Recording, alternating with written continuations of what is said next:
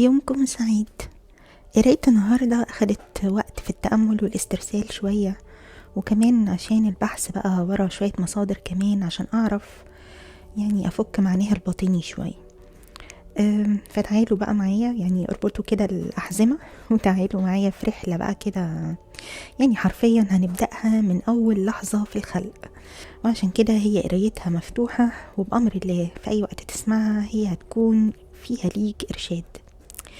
انا هشرح اللي قدامك، يعني اللي طلع لك في الكروت بتاعتك، لكن انت عليك الباقي، يعني عليك الفهم واستكمال عملك الروحي اللي انت اوريدي بدأته. ربنا يرزقنا جميعا يعني الفهم والعمل الطاهر من كل شر. ويلا بينا نبدأ. اول كارت طلع معايا هو كارت الأكاشة. والأكاشة يعني انا بشوفها كده هي تعتبر الذاكرة الكونية، يعني الأساس أو المصدر أو المنبع يعني بتاع ذاكرة الكون كله. الأكاشة لو لسه أنت أول مرة تسمع عنها، فهي يعني ببساطة عبارة عن يعني زي سجلات كونية مسجل فيها كل حاجة. كل حاجة بمعنى كل حاجة، يعني مش بس الأحداث والمخلوقات والتواريخ والحاجات كلها الموجودة، إنما كمان هي مسجل فيها كل احتمال وكل بعد وكل شيء، سواء كان الشيء ده موجود بالفعل يعني أو لسه لم يوجد بعد. يعني هي كمان بتحتوي على الاحتمالية، احتمالية وجود الشيء. ولأن السجلات دي يعني مهمة جدا جدا جدا جدا، كمان تم حراستها بنوع خاص من الملائكة، ملائكة ليس عليهم سلطان سوى ربنا وحده عز وجل. علشان برضو يعني تفهم معايا هي ايه كده بالظبط، فهو الحقيقة احنا كلنا كبشر يعني بنفتكرها شوية بشوية.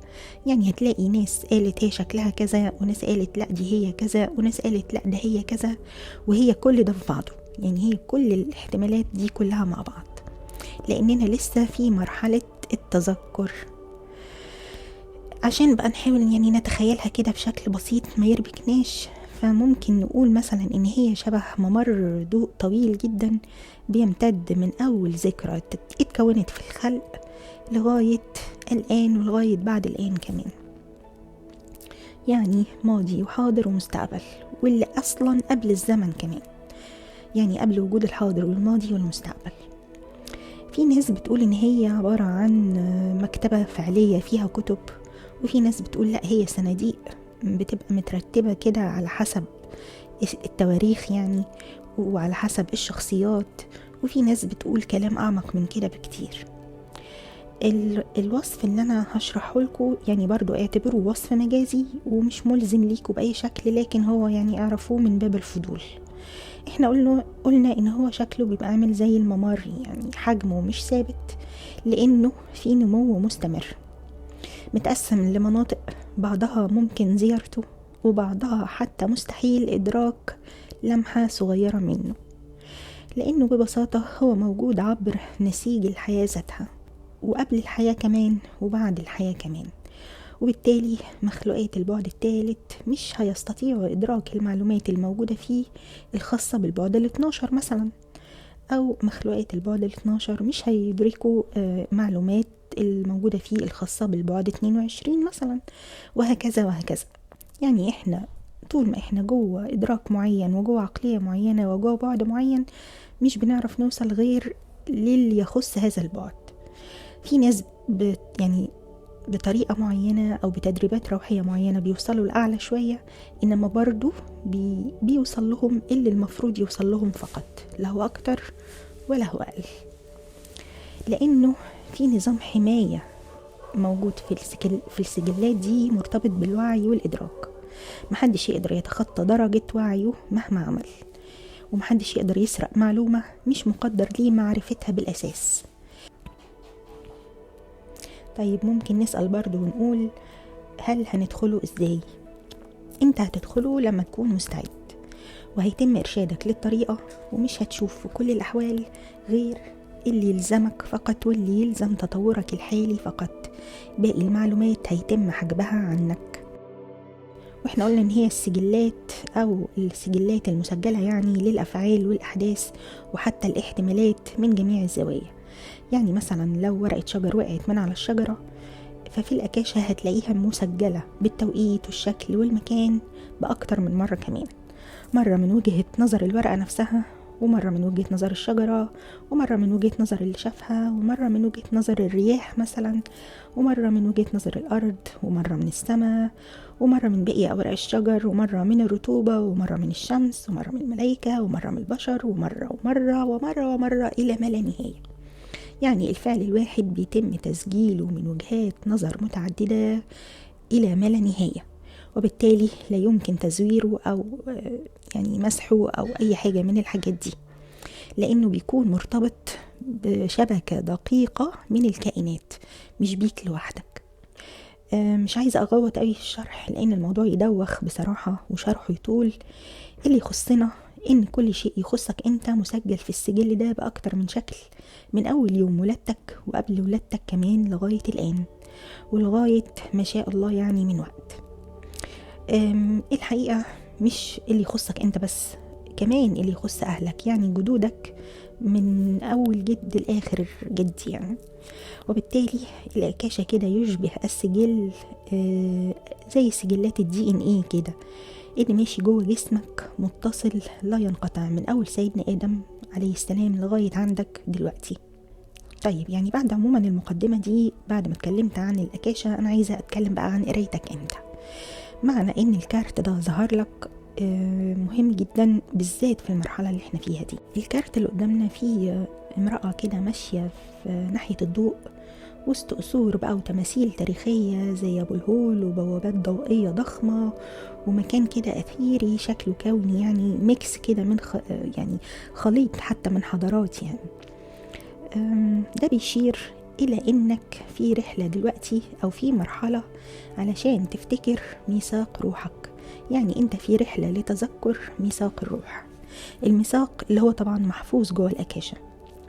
أي إرشاد هتحسه نابع من قلبك دلوقتي ومش مخلوط بخوف أو توتر ومعاه هدوء ويقين، تأكد إنه مش من صنع عقلك، لكن هو إرشاد إلهي مستمد من تجارب روحك عبر العصور. الفيصل هنا هو إن الإرشاد الإلهي يعني عمره ما هيقولك على شر أبدا، فلازم تكون مدرك ويقظ للنقطة دي. الإرشاد الإلهي عمره ما هيأمرك بشر أبدا، عمره ما هيقولك على حاجة تأذيك أو تأذي غيرك أو تخليك تسقط في فخ الوهم بإنك مثلا معصوم أو إنك نادر مفيش منك اتنين، لأن كل ده بصراحة كلام غلط ويوديه في الغلط. إنما يعني كلام ربنا هيقويك ويرشدك بدون ما يجعلك تربي جواك عقدة إيجو وغرور ويزود جواك الإحساس بالأنا يعني، ولا برضو العكس، ولا إنه هيخليك تحس بالدنيا أو الخوف أو الذنب أو العار أو الحاجات دي كلها. أنا بقول بس الكلام ده هنا علشان ده مهم قوي ليك في الفترة الجاية، علشان محدش يضحك عليك. الكلام والإرشاد الإلهي بيجي بشكل هادي وثابت ومطمئن ومطمئن لدرجة انت نفسك هتندهش لها، وكمان بيجي علشان فعلا يقدم لك المساعدة في وقت انت محتاجه، ومش بيجي علشان يخليك تتجاوز غيرك بشكل غير أخلاقي أو يربي جواك زي ما قلنا عقدة إيجو، أو بمعنى أصح كده يعني ينفخ فيك لغاية ما تلاقي نفسك بتقول أنا مفيش مني اتنين في الكوكب كله. احنا مميزين بشكل لا يعني غير قابل للدبلرة يعني وغير قابل للاستنساخ، لكن احنا موجودين بس يعني بحكمة وبقدر من ربنا علشان نؤدي مهمة محددة. ده مش معناه ان احنا احسن من غيرنا او اوحش من غيرنا، كل واحد ربنا اداله هبة وعطاء كده بشكل معين وما كرروش عند حد تاني، لان هو ده المطلوب، انك انت تيجي في الارض في الحياة علشان تثبت تعدد وكتر وتنوع وثراء القدرة الالهية. فمعنى انك بتحمل او عندك حاجة مش عند غيرك، دي حاجة تخليك متواضع اكتر ومحب للحياة اكتر، لانك تجسيد لجزء من ارادة ربنا في الكون. اما تاني كارت هو كارت الذكريات، الميموريز بقى، وده كان بالنسبة لي اكبر تأكيد على الكلام السابق كله. يعني انت ان شاء الله الفترة الجاية هتبدأ في تذكر حاجات كتير من ميثاق روحك زي ما قلنا، ميثاق روحك ومن جينات أجدادك بقى، وبرضه من المعلومات اللي هتجهزك تعيش هدف حياتك وهدف روحك. أنا معرفش هدف روحك ممكن يكون إيه، وأكيد زي ما قلت يعني كل واحد فينا مختلف ومميز بشكل ما لإسراء الوعي الكوني كله، لكن ما تستعجلش أو تحس بالنقص أو حتى بالزعل لو ده ما حصلش بالسرعة اللي أنت متوقعها، أو كان في شوية يعني مطبات وصعوبات على الطريق. امشي بالسرعة اللي تناسبك، زي ما الوردة كده بتفتح أما تكون جاهزة، وأما تكون اكتمل نموها، وأما يكون وقتها المحدد والمراقب بدقة من ربنا جه خلاص. أما بقى الفراشة اللي في الكارت دي فهي معجزة حية بتحصل قدامنا كل يوم، وبتورينا كمان ازاي التحول من شيء لشيء ممكن ومتاح، وكأنها كده لما بتقوم بالتحول بتاعها من دودة لفراشة كل شوية كل شوية في الحياة من ساعة ما ربنا خلقها لغاية دلوقتي، كأنها بتعيد الدرس مرارا وتكرارا قدامنا كلنا علشان نفهم ونستفيد ونعرف ايه اللي بيحصل بالظبط. الفراشة أما بتخرج من البيضة بتبقى يرقة ضعيفة جدا جدا وصغيرة جدا جدا، بتقعد كده حوالي أسبوعين ما تعملش حاجة في حياتها غير إنها تاكل وتاكل وتاكل وتكبر.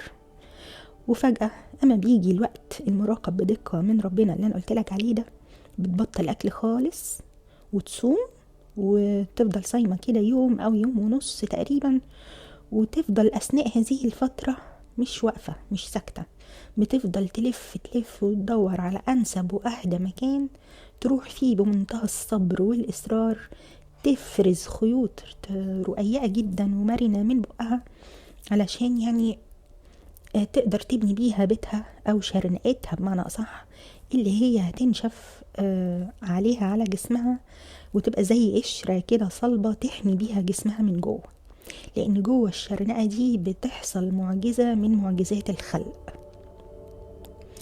الدودة دي بعد ما بتخلص بناء الشرنقة حوالين جسمها بتقعد في فترة سكون تام بالداخل، في عزلة اختيارية للتأمل اللي بيسبق حدوث المعجزة. وده درس لينا ان احنا نهدى ونسلم، لان ان شاء الله المعجزة جاية وهانت خلاص. معجزتها هي انها بتفتت جسمها، بتشق جسمها وبتخرج من ظهرها أجنحة حقيقية كانت مختفية طول الوقت تحت جلد الدودة بقى الضعيفة اللي ما كانتش تعرف تعمل حاجة في حياتها غير إنها تزحف. بعد اكتمال تقريبا أسبوع جوه الشرنقة، من أسبوع ل10 أيام على حسب نوع كل فراشة طبعا، وبعد ما حصل بقى الانصهار الداخلي للخلايا وإعادة تشكيل الجسم كله وبنائه من أول وجديد، العلماء قالوا إن الدودة كانت جواها الفراشة طول الوقت من ساعة ما خرجت من البيضة للحياة، وهي جواها الفراشة كامنة داخل جسم الدودة. هي كانت طول عمرها بتستعد للفترة دي، لفترة ظهور الفراشة من داخل الدودة، منتظرة للوقت المناسب، الوقت المراقب إلهيا. العلماء لقوا لما فحصوها طبعا وعملوا عليها أبحاث، لقوا إن جواها حاجة اسمها imaginal cells أو خلايا التخيل، ودي بالظبط الخلايا اللي كانت طول الوقت مخلياها فكرة إنها في يوم من الأيام هتقدر تبقى فراشة وهيطلع لها أجنحة وهتطير. الخلايا دي هي رمز مختلف بيعبر عن الأكاشة وذاكرة الDNA اللي جواك، اللي انت اتولدت بيها، علشان أما هيجي بإذن الله التوقيت الإلهي هتعرف انت منها انت مين وهتكون ايه. مش قصدي يعني انك هتطير ويطلع لك جناحات، انما انك هتعرف معنى الذاكرة القديمة اللي انت فضلت شايلها جواك دي، هتفهم منها انها تحتوي اشياء مذهلة بأمر الله. جايز اما هتفهمها وتفتكرها وتفعلها هتكتشف مثلا انك عندك قدرة على التشافي الذاتي او التخاطر او السمع الفائق الحس مثلا، او حتى اي حاجة تاني ابسط من كده بس انت مميز بيها. الله اعلم طبعا، يعني ربنا هو اللي بيقود العملية دي من بدايتها لنهايتها، ولذلك هي في ايد امينة وبتحصل في التوقيت الإلهي المناسب لكل واحد فينا. يعني مش شرط كلنا نبقى مع بعض، ومش شرط انه واحد يتأخر شوية فيبقى هو غلطان او وحش او ما عملش الواجب بتاعه او الكلام ده كله. تالت كارت هو لاحظ العلامات، notice the signs. ده بقى الكارت اللي بيتكلم عن التزامن، اللي هيساعدك تفهم رحلتك الجاية دي هتبقى ازاي. يعني هيقدم لك الإرشاد كده والمساعدة على الطريق. كمان بقى اللون الأخضر والدوامات الحلزونية دي بترمز للنمو المستمر في 3 حاجات، في العقل وفي الجسم وفي الروح سوا. الارتقاء هيحصل لك بإذن الله في ال3 سوا. كمان بقى الأحداث اليومية وأحداث الطبيعة والحاجات البسيطة اللي بتحصل لك كل يوم دي هتلاقيها بتبعت لك زي شفرات، زي كده حاجات انت لازم تنتبه لها بقى، زي تكرار الأرقام يعني، أو ريشة تلاقيها في طريقك، أو حلم معين تحلمه، أو حد يجي في وسط الكلام كده يقولك حاجة، أو انت قاعد كده سرحان في المواصلات أو بتتفرج على التلفزيون أو في أي مكان تلاقي جملة معينة رنت في ودنك من شاشة أو من موبايل، أو حتى كده وانت قاعد تفتكرها. ممكن كمان تلاقي ريحة مميزة، تلاقي معرفش شكل السحاب عامل ازاي، يعني الحاجات دي كلها. عموما أرواح الطبيعة كمان هتحاول تلفت انتباهك لمسار محدد، وأرواح الطبيعة هنا اللي أنا أقصدهم هم العناصر ال5 وما يمثلوه من أرواح الطبيعة. أما الكارت اللي جه بعد كده هو كارت أمازونايت، والكارت مكتوب عليه لايف بيربس أو الغرض يعني من الحياة. حجر الأمازونايت بلونه الفيروزي الجميل ده مرتبط بشكرة الحلق وشكرة القلب العلوية. ظهوره كده في كارت اللايف بيربس معناه ان التعبير عن حقيقتك هو هيكون مفتاح نجاحك، لان التنشيط اللي هيحصل لك ممكن يبدأ من القلب والحلق. يعني علشان بقى تحاول تساعد ان التفعيل ده يتم بأمان، ابدأ فيه تسكيد نفسك بالصدق، قول الحقيقة بوضوح لان التفعيل مرتبط بشكرة الحلق. اختار كمان كلماتك كأنك بتنقي جواهر، الكلمة ممكن تشفي وممكن تجرح. حاول على قد ما تقدر تختار الكلام المناسب في الوقت المناسب. حاول تعبر عن نفسك بأصدق طريقة، وحاول ما تجاملش كتير، المجاملات في عرف الكون تعتبر كذب.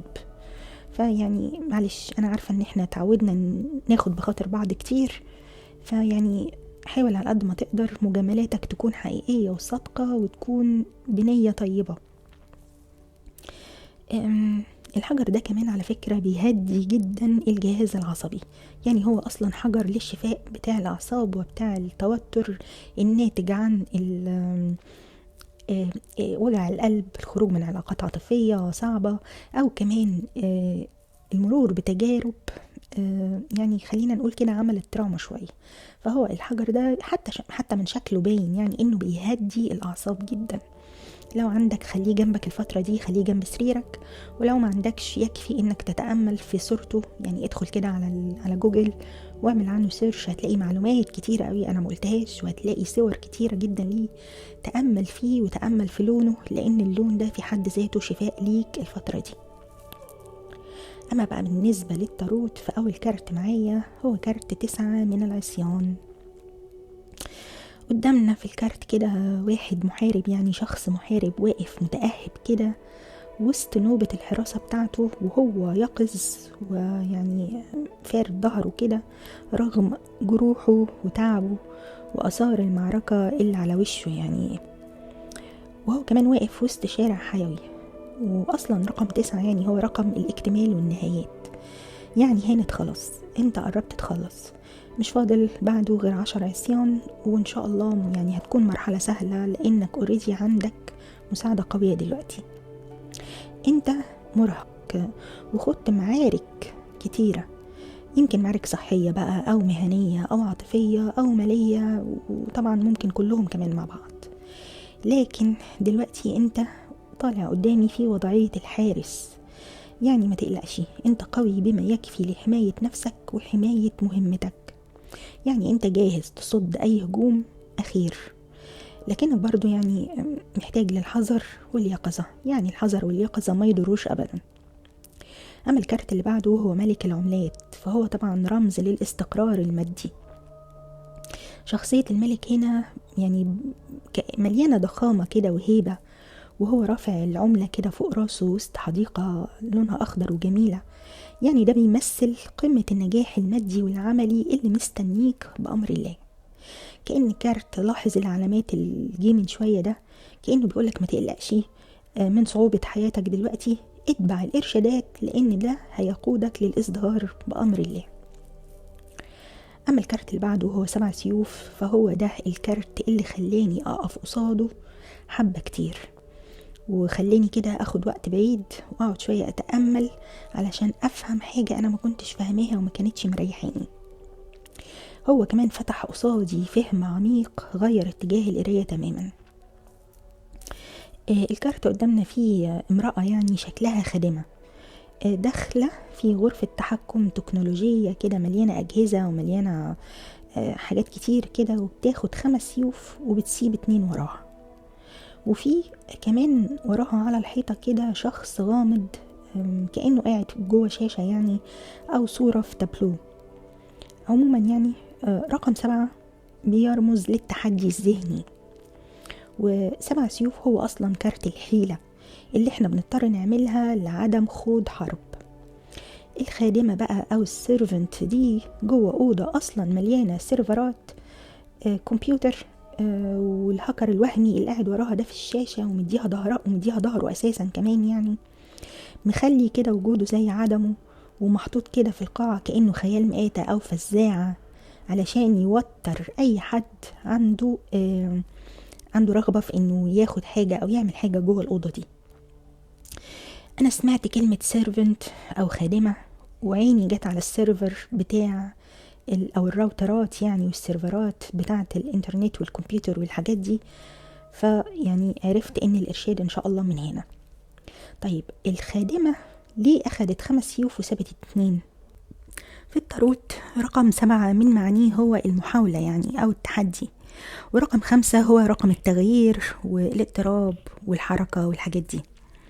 فلما هي أخدت 5 سيوف هي خدت طاقة الحركة والتغيير، خدت المعلومات المهمة يعني، وسابت 2 اللي هم الازدواجية والتشتت والحاجات دي كلها وراها لأنهم مش مهمين. يعني هنا هي ما سرقتش السيوف، هي خدت السيوف 5 بس لأنها بتعتقد إنها بالشكل ده هتحمي يعني هتحمي نفسها أو هتحمي اللي هي بتشتغل عنده يعني من الهاكر ده. يعني شلت حركة الهاكر، خدت منه القدرة على الحركة ومشيت، رغم إن هو أصلا يعني بالمناسبة مجرد وهم على الحائط. كارت بقى 5 كؤوس اللي جه بعد كده جاي يفهمنا إن في بعد أعمق لرسالتك النهاردة. الكارت ده فيه واحد راجل واقف بأسى كده ومتأثر إن فيه 3 كؤوس مدلوقين، ومتجاهل إن لسه فيه كاسين وراه. هو مش شايف قصاده غير خسارة الكؤوس اللي قدامه، بينما يعني لما هنركز كده في الكارت هنلاقي لسه الإزازة بتاعة الشامبانيا يعني مقفولة وراه وما اتفتحتش أصلا. يعني الكؤوس كمان اللي مرمية على الأرض ما فيهاش حاجة أصلا تدلق ويتخاف عليها. يعني هو عايش في قمة البؤس على خسارة وهمية برضه. يعني الكارت اللي فاتت الخادمة كانت خايفة من عدو وهمي، وهنا هو خايف على خسارة وهمية. كده القراية وضحت، وهشرح لكم بالظبط أنا شفت إيه. زي ما قلت كلمة السر هي الخادمة، دي الكلمة اللي أنا سمعتها في التأمل. الخادمة هي دايما المساعدة اللي موجودة جوه البيت، تنظمه وترتبه، وعمرها ما بتخرج وتسيب البيت أبدا إلا لما تخلص مهمتها. مظبوط مش كده؟ طيب في علم النفس بقى اللاواعي يعني أو الانكونشس بيتسمى إن هو الخادم أو حارس المنزل الداخلي. يعني هو ده اللي بيدير العمليات الحيوية ويخزن الذكريات ويحمي سيرفر البيانات الروحية والعقلية، ويقوم كده بإدارة كذا عملية مع بعض من غير إحنا منحس بيه أو نشوفه. هو نوع خاص من الذكاء المحمي بطبقات وطبقات من الخداع اللي إحنا بنفسنا صدقناه عن نفسنا، واللي اللي فينا يعني بينزل اللاواعي وبيعرف ينزل فعلا يغوص جوه اللاواعي ويعمل التنظيفات بتاعته وعمل الظل بتاعه صح، بيعرف ان اللاواعي اصلا هو مخزن الكنوز والهبات الروحية الحقيقية. هو زي ما يكون مكان صعب كده ومخيف وصعب الوصول ليه، لان هو اكتر مكان امان يتساب جواه الكنز. فاهمين قصدي؟ يعني صعوبة الوصول ليه نوع من انواع الحماية للكنز اللي موجود جواه اصلا. نرجع بقى للكارت بتاع الخادمة. لو الخادمة هي اللاواعي والمكان المليان اجهزة كمبيوتر ده هو عقلك الواعي او نظام المعلومات بتاعك اللي انت بتراقب بيه الحياة 24 ساعة، فالخادمة هنا او عقلك اللاواعي قرر ياخد 5 سيوف ويسيب لك 2. رقم 5 في علم يعني في علم الارقام الروحية من رموزه برضو هو الحواس ال5 والاطراف ال5، صوابع ايديك 5، صوابع رجليك 5، حواسك زي ما قلنا 5. فهنا اللاواعي بيسحب طاقتك الحيوية والعملية ال5 علشان يخبيها في مكان بعيد، وساب للواعي 2 بس. ساب للواعي العقل والازدواجية والحيرة. السيوف اللي هي اصلا سابها له اللي هم السيفين دول مش كفاية علشان يخوض بيهم معركة اصلا. يعني الخادمة او اللاواعي عملت حركة كده علشان هي عارفة ان التهديدات الخارجية اللي هم تمثلوا هنا في شكل الهكر والمشاكل اللي انت بتمر بيها في حياتك دلوقتي هي مجرد مخاوف وهمية. اللاواعي عارف ان ده مجرد وهم، فراح يسرق منك ادوات الحرب اللي هي السيوف يعني علشان يمنعك من خوض معركة لا داعي لها بالاساس، او علشان يحمي قوة حواسك ال5.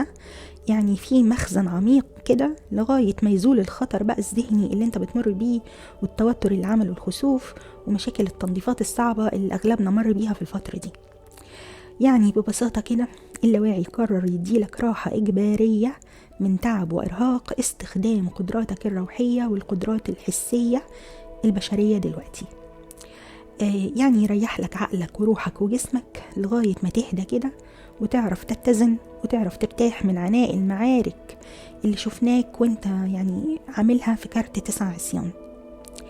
اللاواعي هنا عمل حيلة كده لكنها حيلة لمصلحتك. هو قاعد يفرغ النظام والعقل والحياة من حواليك من الأسلحة الذهنية ومن الأفكار عشان يضطرك للهدوء والانسحاب، لأنه للأسف شايفك قاعد طول الوقت تراقب شاشات المحمول وتدخل على السوشيال ميديا تراقب حاجات هتتعبك. في كارت 7 سيوف اللاواعي يعني أو الخادمة قامت بتأمين البيانات القوية وخدتها بعيد. في كارت 5 كؤوس بقى الراجل أو العقل الواعي يعني اللي هو يمثل العقل الواعي، لأن في 7 سيوف ده اللاواعي، في 5 كؤوس ده الواعي. الواعي بقى اللي هو الراجل اللي لابس بدلة ده الواقف يا عيني زعلان وعمال يندب حظه وفاكر انه خسر والكؤوس اندلقت، مع ان الحقيقة ان الازازة اصلا الحمد لله مقفولة ومتبرشمة. ده ليه؟ لان اللاواعي الحمد لله اخد خطوة تكتيكية سليمة في التوقيت المناسب. الخادمة الامينة اتصرفت، والقيمة الحقيقية اللي هي الزجاجة، القيمة الحقيقية للمشاعر بتاعتك والقدراتك الروحية وللكنز بتاعك لسه مغلق ومحفوظ وجاهز للاحتفال الحقيقي أما يجي وقته المناسب إن شاء الله. لا وعيك سحب السيوف وخلى الإزازة مقفولة علشان يحفظ طاقتك من الاستنزاف في معارك وهمية مع هاكرز ملهمش وجود فعلي في أرض الواقع، كلهم انعكاسات لمخاوفك وحاجات بنقعد كده نقولها لبعض عشان نخوف بعض بالعافية. وده يخلينا كده نفهم ليه احنا بدأنا بالأكاشة والإرشاد الإلهي وكارت لاحظ العلامات. دلوقتي أنا هفسر لكم بقى القراية وهجمع لكم الصورة كاملة، وشكرا ليكم ان انتوا استنيتوا للآخر علشان تفهموها معايا.